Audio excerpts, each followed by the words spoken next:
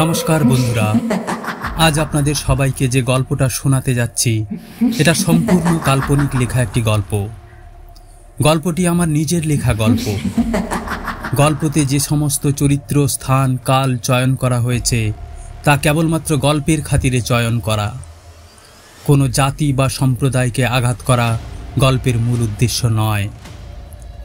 গল্প কখনো নেশা জাতীয় দ্রব্য সেবনে মান্যতা দেয় না। গল্পে যা কিছু ঘটবে সম্পূর্ণ কাল্পনিক। কোথাও যদি সমাজের কোনো অংশের সাথে মিল খুঁজে পান তাহলে তা সম্পূর্ণ কাকতালীয়। চলুন বন্ধুরা, শুরু করি আজকের গল্প। আজকের গল্প ডাইনি বুড়ির ভূতনি বৌমা। ভালো লাগলে আপনাদের নিজেদের মতামত দিতে ভুলবেন না। আরুষি গ্রামের একদম শেষ প্রান্তে, বলতে গেলে মাঠের মাঝখানে আম কাঁঠালের বাগান ঘেরা কয়েকটা পরিবারের বাস। এক কথায় ওরা সকলে আদিবাসী সম্প্রদায়ের মানুষ। ওদের জীবন জীবিকা মূলত গবাদি পশুর হাড় সংগ্রহ করা। জৈব সার উৎপাদন করে এমন সংস্থার লোকেদের কাছে সেই হাড় বিক্রি করে দিনাতিপাত করে। উচ্চ জাতিদের ধারণা এই সম্প্রদায়ের অনেকেই নাকি ডাইনি হয়। তৎকালীন সমাজে ডাইনি অপবাদে বহু মানুষকে গ্রাম ছাড়া করে গ্রামের থেকে দূরের মাঠের মাঝখানে কোথাও একটা বসবাসের অনুমতি দেওয়া হতো। তারা সভ্য সমাজের ধারে কাছে ঘেঁষত না। এমন ডাইনি সাপগ্রস্ত মানুষদেরকে গ্রামে ঢুকতে দেওয়া হতো না। যদি কোনো কারণে এই ডাইনিদের কুনজর কোনো পরিবারের উপর পড়ে তাহলে সেই পরিবার ছারকার হয়ে যাবে, এমনই একটা প্রচলিত ধারণা ছিল।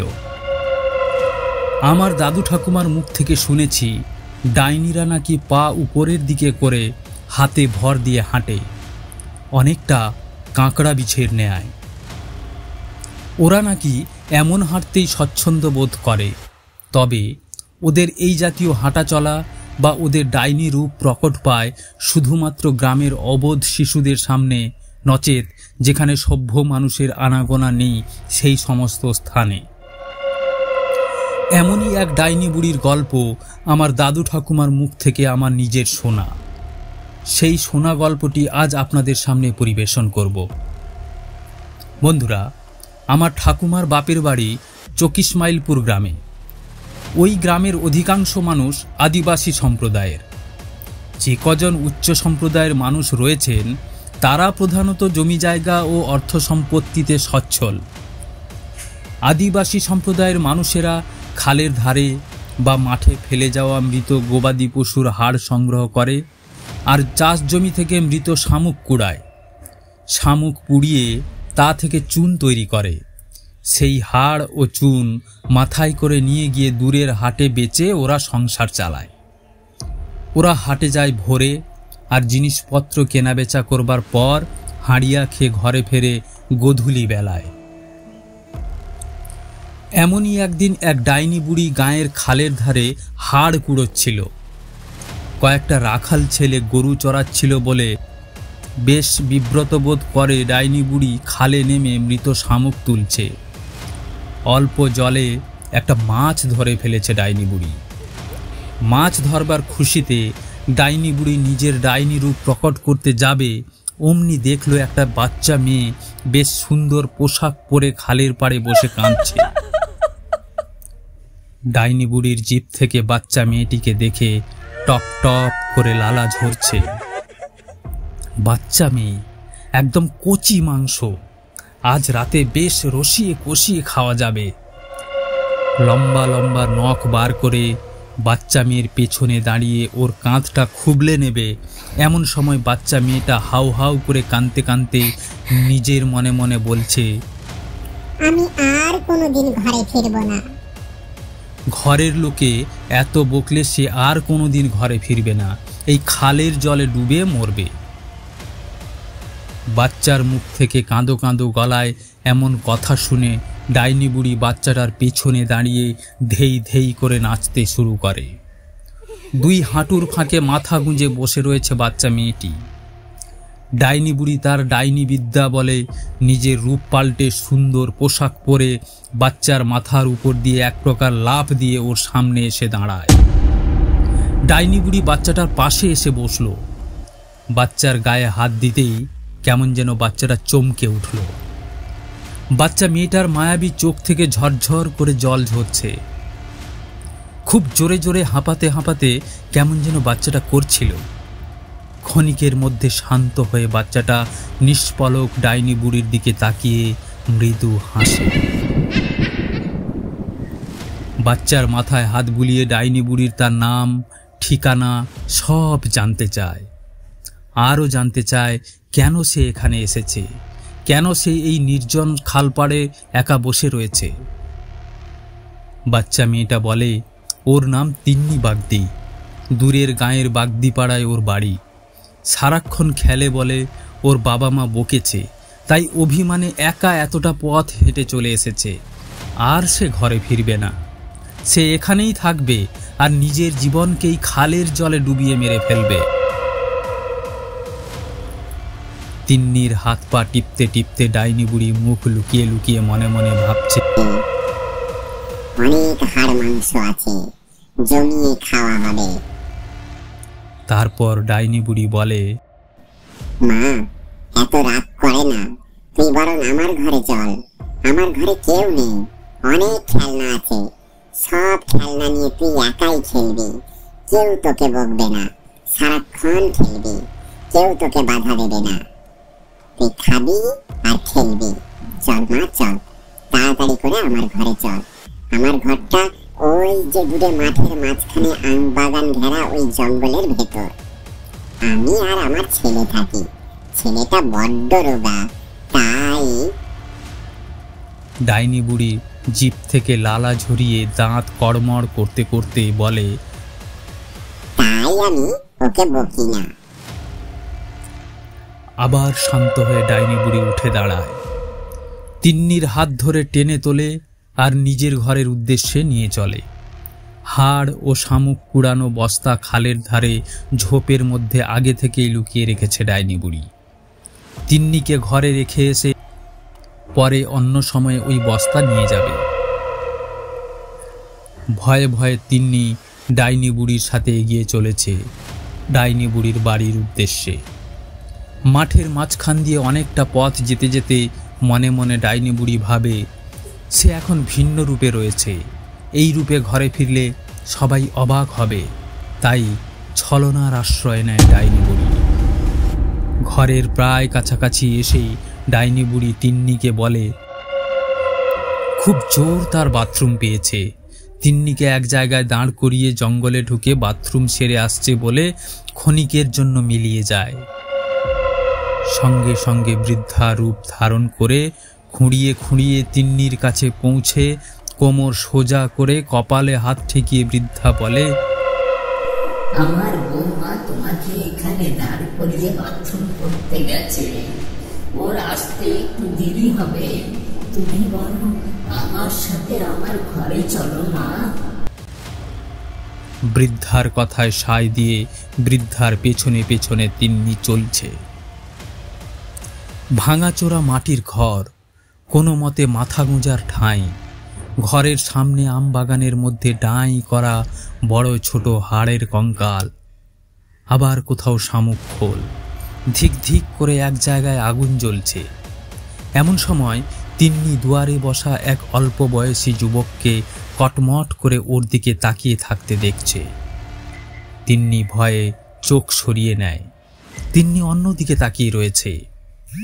ডাইনি বুড়ি ডাঁই করা হাড় কঙ্কাল থেকে কিছু হাড় এনে তিন্নির সামনে রেখে বলে,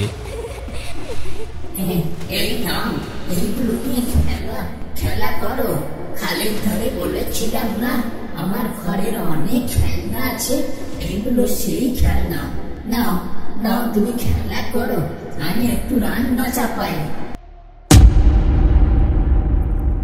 অবাক তিন্নি ফ্যাল ফ্যাল করে তাকিয়ে কিছু একটা বলতে যাবে, অমনি কোমর নুইয়ে বৃদ্ধা বিরাট ঘোমটা টেনে রান্নাবাড়ি করতে এগোলো। যেতে যেতে একবার করে ঘাড় মুড়ে তিন্নিকে দেখছে। কখনো মুখে ফুটে উঠছে সেই যুবতী নারীর মুখ আর মুচকি হাসি। ভীত সন্ত্রস্ত তিন্নি হাড়গুলো থেকে দূরে সরে বসল আর এই ডাইনি বুড়ির কবল থেকে বেরোনোর ফন্দি বের করার চেষ্টা করল। আসলে আজ এই ডাইনি বুড়ি তিন্নিকে মেরে তার মাংস ও রক্ত খাবে, তাই সে আমবাগানের বিরাট উনুনে ভালো করে মাটি লেপে তা ঠিক করছে আর বারবার তিন্নির দিকে কুনজরে দেখছে। তিন্নিকে একটা ঘরের মধ্যে রেখে বোকা ছেলেকে বাইরে জানালার পাশে বসিয়ে ওর উপর নজর রাখতে বলে। তিন্নি ঘরের ভিতর বোকার মতো বসে রয়েছে আর বাইরে বসে রয়েছে ডাইনি বুড়ির বোকা ছেলে। দুপুরে ডাইনি বুড়ি তিন্নির জন্য পচা পান্তা আর এত ভাজা চিংড়ি মাছ দিয়ে যায়। দুর্গন্ধযুক্ত খাবার মুখে তুলতে না পেরে তিন্নি কাঁদতে কাঁদতে বলে,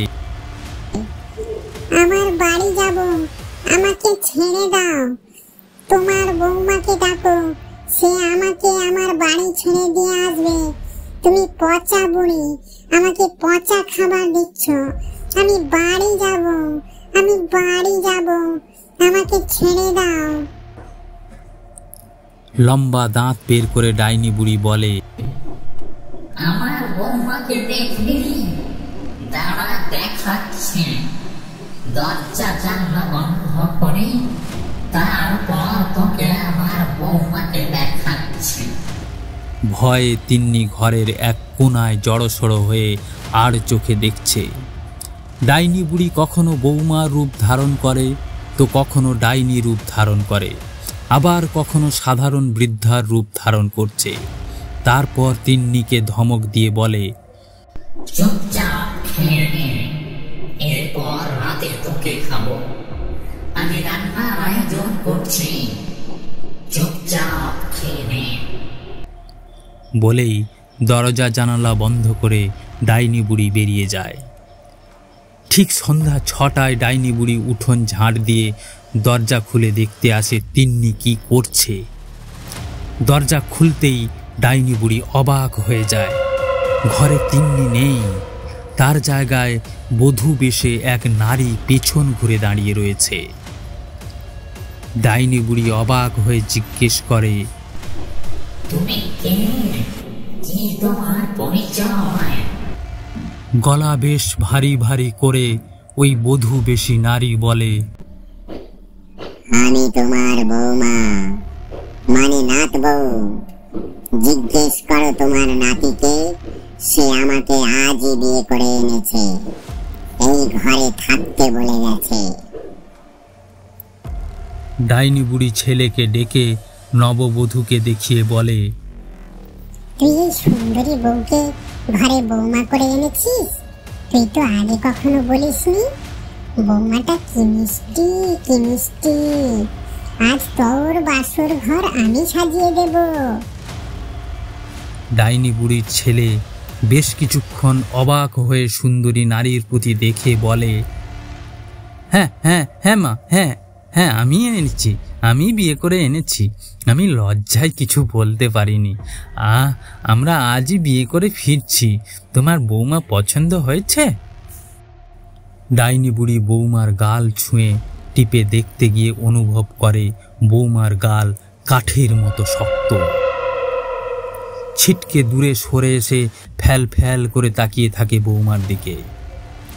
বৌমা মুচকি হেসে বলে, মা, আমি বাইরে বেরোবো? কাঁপা কাঁপা গলায় ডাইনি বুড়ি বলে, বেরোবে না কেন? অবশ্যই বেরোবে।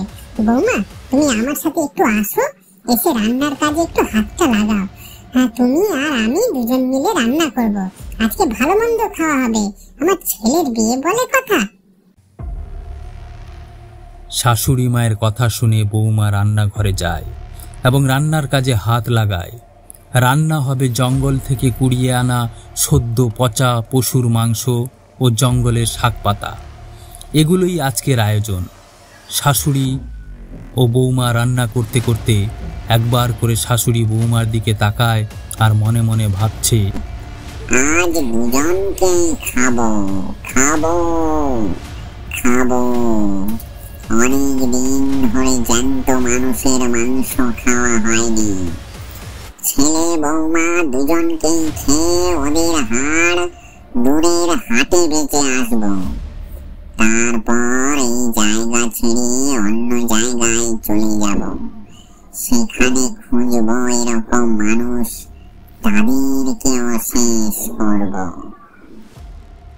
এদিকে যাকে আমরা তিন্নি নামে চিনতাম, আসলে সে তিন্নি নয়, সে ওই গ্রামের মেয়ে। কিছুদিন আগে ভরা খালের জলে ডুবে মারা যায় ওই মেয়েটি। তার আত্মা সেই নদীর ধারে ঘোরাফেরা করে। যেদিন ডুবে মরে, সে অসহায়ের মতো ছটপট করতে করতে জলে ডুবে মরেছিল। কোনো মানুষ সেদিন তাকে বাঁচাতে আসেনি, তাই মানুষের প্রতি তার মনে একটা ঘৃণা জন্মেছিল। খাল পাড়ে মানুষরূপী ডাইনি বুড়িকে ঘুরতে দেখে তার ঘাড় মটকাতে চেয়েছিল, কিন্তু ডাইনি বুড়ি তার খুব কাছাকাছি চলে আসায় সে রূপ বদল করে ছোট্ট বাচ্চার রূপ ধারণ করেছিল। তাই সে ডাইনি বুড়ির কবলে পড়ে যায়। এখন সেই আত্মা ডাইনি বুড়িকে নিজের হাতে খুন করে মানুষের প্রতিশোধ নেবে। বৌমা বা তিন্নি ভূত অপেক্ষা করছে কখন রাত হবে। সকলের সামনে কোনো প্রকারে নাক ছিটকে খাওয়া দাওয়া করে নতুন ভূতনি বৌমা ডাইনি বুড়ির ছেলের সাথে বাসর ঘরে প্রবেশ করে। ডাইনি বুড়ির ছেলে একবার ভূতনি বউকে ছুঁতে গেলে কেমন একটা লম্বা হাত বের করে ওর গালে চড় কষিয়ে দেয়। সেই চড় মনে হলো যেন শুকনো কাঠ দিয়ে কেউ প্রহার করলো। ভয়ে জড়সড় হয়ে খাটের এক কোনায় গিয়ে বসলো ডাইনি বুড়ির ছেলে। মুখে আওয়াজ করতে যাবে এমন সময় লম্বা হাত বার করে তার মুখ চেপে ধরে ভূতনি বউ। বউয়ের এমন রূপ দেখে ডাইনি বুড়ির ছেলে জ্ঞান হারায়। এদিকে ডাইনি বুড়ি জপ করছে কখন ছেলে আর বৌমা ঘুমিয়ে পড়বে, তারপর তাদের ঘাড় মটকে রক্তপান করবে এবং পরের দিন সকালবেলা সেই মাংস রান্না করে খেয়ে তাদের হাড়গোড় হাটে বেচে অন্যত্র পালাবে। ডাইনি বুড়ি বাসন কোসন নিয়ে পুকুর ঘাটে রাতের বেলা বাসন মাজতে গেছে। অমনি সুযোগ বুঝে তিন্নি ভূত বা ভূতনি বৌমা ডাইনি বুড়ির পেছন পেছন এসে পুকুর ঘাটে দাঁড়িয়ে।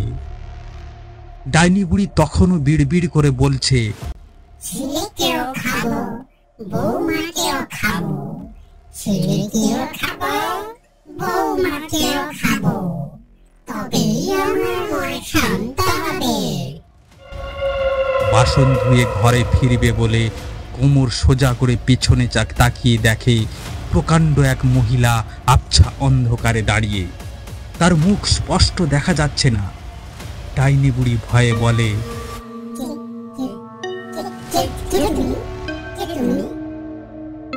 অট্টহাসি হেসে তিন্নি বলে, আমি তিন্নি, আমি তোমার বৌমা। তুমি আমাকে খাবে বলেছিলে না? তুমি জানো আমি কে? জানো না? তুমি দেখবে আমার আসল রূপ। তখন ডাইনি বুড়ি বলে, দেখি দেখি তোমার আসল রূপ। তুমি আমার চেয়েও ভয়ঙ্কর কিনা? কে তুমি? কে তুমি? তোমাকে দেখতে চাই। তখনই বৌমা তার নিজের রূপ ছেড়ে সাদা পোশাক পরিহিতা লম্বা চুলে মুখ ঢাকা অবস্থায় ওর সামনে আবির্ভাব হয়। এমন রূপ দেখে ডাইনি বুড়ি খিল খিল করে হাসতে হাসতে বলে,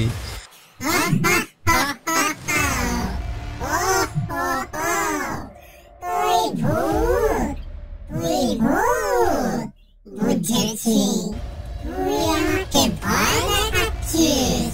তুই জানিস আমি কে? জানিস না? আমার রূপ দেখবি? দেখ দেখ আমার রূপ, আমি কে?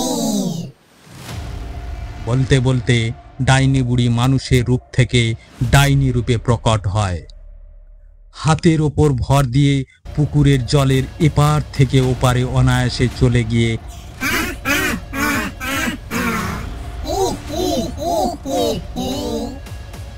করে হাসতে হাসতে এগিয়ে আসছে। এমন সময় ভূতনি বৌমা হাওয়ায় মিলিয়ে যায় এবং অদৃশ্য হয়ে ডাইনি বুড়ির উপরের দিকে তুলে থাকা পা দুটো ধরে অদৃশ্যের মধ্যে গোল গোল করে ঘুরিয়ে ঘুরিয়ে আছাড় মারে। কয়েকটা আছাড় পুকুরেই মারে, জল থেকে তুলে এনে পুকুর ঘাটেও কয়েকটা আছাড় দেয়। ডাইনি বুড়ি ভূতনি বৌমার আছাড় খেয়ে সংজ্ঞা হারায়। তিন্নি ডাইনি বুড়িকে পুকুর ঘাটের উপরে লম্বা করে শুইয়ে তার ঘাড় মটকে দেয় এবং কলিজার কাছে কামড় বসিয়ে রক্ত চুষে খেয়ে ওখানে ফেলে অদৃশ্য হয়ে যায়।